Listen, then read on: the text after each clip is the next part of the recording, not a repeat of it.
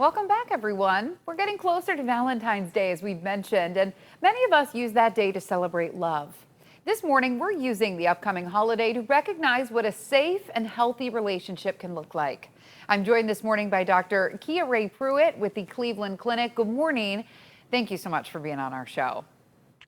Thank you for having me. I want to start with a statistic. I read that almost 49% of couples will end up in therapy, but let's destigmatize that. This can really be beneficial for folks. Let's talk about it. Yes, couple therapy can be very beneficial. It really can help people to improve their communication. It can also be a way to talk about expectations and also a way to heal from past hurts. Do you think that a lot of couples maybe aren't using some of those healthy habits now? Maybe they don't know what they are with communication or healthy habits. They haven't been to therapy. What can people kind of adopt in their day-to-day when it comes to a healthy habit or communication? That's a great question. A lot of people don't necessarily know what healthy communication looks like. I think healthy communication is one, having a routine of checking in with one another. So you're letting your other know what's inside your head, right? So it may be sharing events from the day, sharing upcoming um, opportunities to spend quality time together. It may be talking about certain issues or stressors that you're going through, but really having a healthy communication also helps to create emotional intimacy and closeness. Certainly it does. What if folks feel like they're kind of struggling for that communication right now? Would the Cleveland Clinic be a good resource maybe to look at therapy, or if something was more severe, where can folks look at resources for maybe domestic violence if they might need that?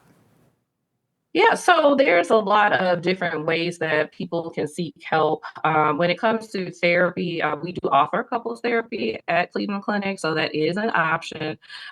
When we are talking about situations with domestic violence, really we look at safety planning for the individual that is experiencing violence. And so there, I would recommend contacting the domestic violence hotline and using local crisis numbers for that.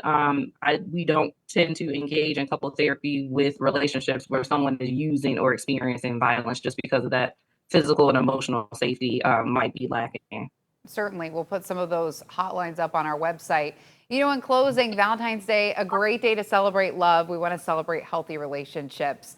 What's your number one tip for couples ahead of the holiday?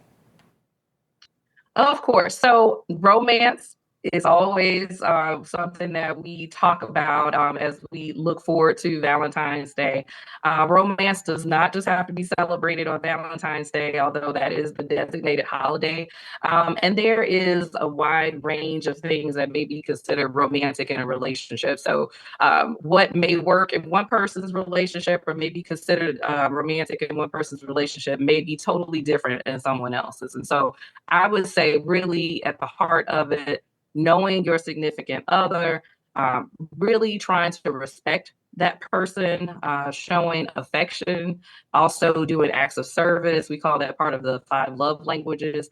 So, really learning your partner's love language and really doing your best to try and meet that person's love language. And also forgiveness. Forgiveness goes a long way when you make a mistake, but also accept a responsibility if you've messed up a little bit.